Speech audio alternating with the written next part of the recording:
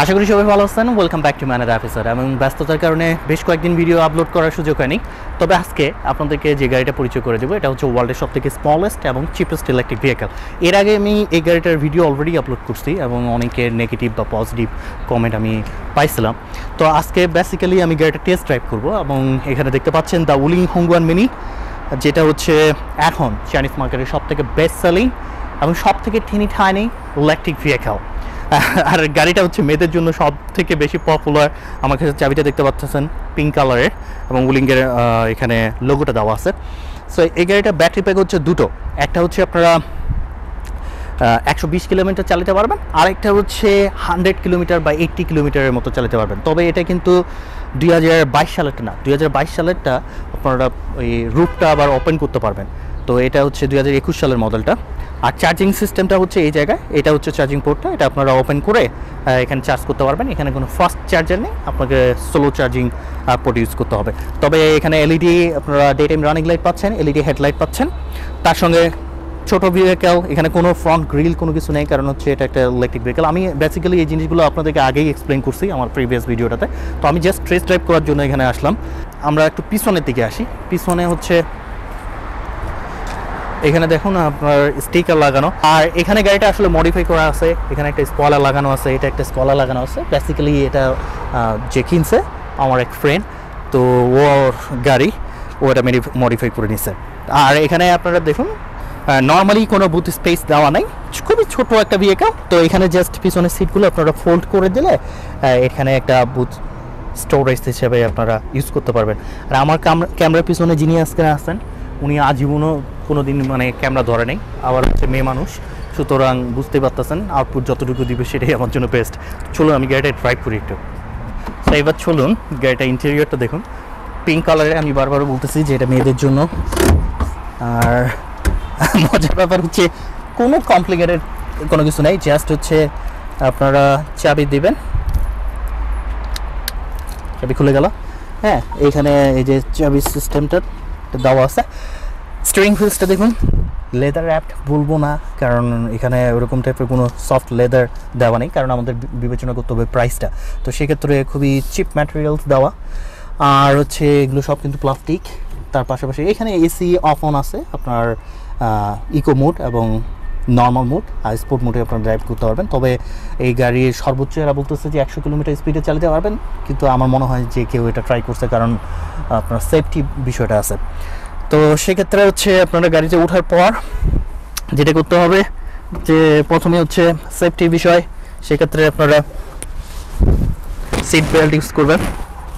আমি খুব এক্সাইটেড, কারণ আমার খুব মজা লাগতেছে যে এত সুন্দর কিউট গাড়ি চালাচ্ছি, কালারও দেখতে পাচ্ছেন। তার সঙ্গে এই যে চাবি আপনারা, গাড়ি স্টার্ট হয়ে গেল। আর এখানে নর্মালি হচ্ছে 3টা মোডে দেওয়া আছে, ডিতে দিলাম।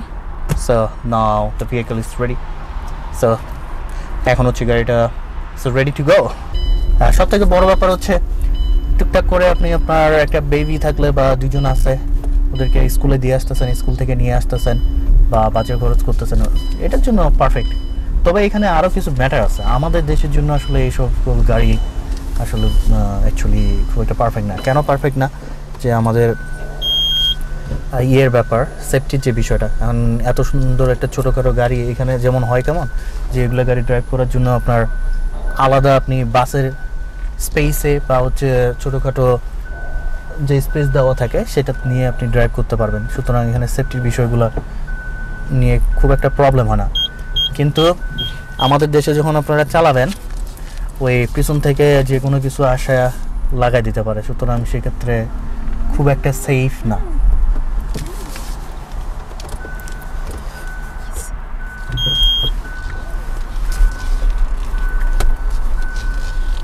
এখানে যেটা প্রবলেম হচ্ছে, স্ক্রিনটা খুবই ছোট একটা স্ক্রিন সামনে।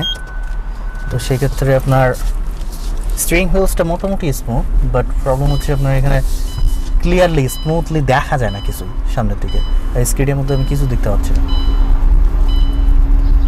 এই হচ্ছে অবস্থা।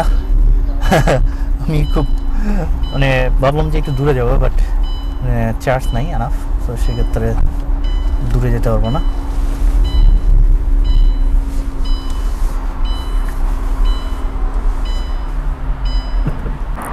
সো অ্যাকচুয়ালি এখানে আপনার দূরে যাওয়ার কোনো সুযোগ ছিল না, কারণ ওই যে বললাম যে গাড়িগুলো আসলে চার্জ থাকে না, বা হচ্ছে যে ফ্রেন্ডের গাড়ি ও ব্যস্ত। তো আমি বেসিক্যালি জাস্ট এখানে একটু ড্রাইভ করার জন্য ভাবলাম যে আপনাদেরকে শেয়ার করি। আর চায়নায় আসলে বেস্ট সেলিং যে কারণে হয় এই গাড়িটা, সেটা হচ্ছে যে বললাম যে সব থেকে চিপেস্ট।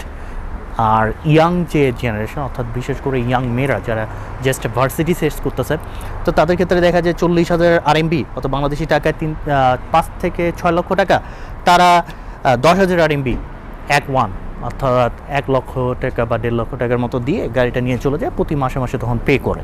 তো যার কারণে দেখা যায় যে ইয়াং মেয়েরা খুব বেশি এই গাড়িটা কিনতেছে।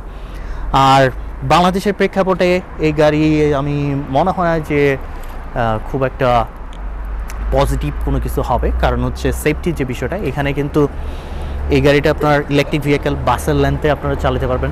এখানে কিন্তু অনেক বড় রাস্তা এবং স্পেশাল আলাদা আলাদা করে লেন্থ করে দেওয়া আছে। সো সেক্ষেত্রে আপনার সেফটির ক্ষেত্রে কোনো প্রবলেম হয় না। আর আমাদের দেশে তো রাস্তাঘাটের অবস্থা আপনারা বুঝতেই পারেন, সো সেক্ষেত্রে সেফটির বিষয়টা একটা বড় ইস্যু। আর যেহেতু জাস্ট একটা আপনার এয়ারব্যাগ কিছু নাই, জাস্ট একটা সিট বেল্ট দেওয়া আছে, সেটাই হচ্ছে সর্বোচ্চ সেফটি। তো যাই হোক না কেন, আশা করি যে আমি খুব শীঘ্রই এখানে জ্যাক মোটরস আছে, ট্রাম্পচি তাদের গাড়িগুলো, তারপর হচ্ছে আমার পিছনে কাওয়াসাকি আছে। আমি চেষ্টা করব যে খুব শীঘ্রই আবারও নতুন নতুন ভিডিওগুলো নিয়ে আসার জন্য। আর ভালো থাকবেন, সুস্থ থাকবেন, আবারও দেখা হবে নতুন কোনো গাড়ি নিয়ে, নতুন কোনো ভিডিও নিয়ে। আল্লাহ হাফেজ।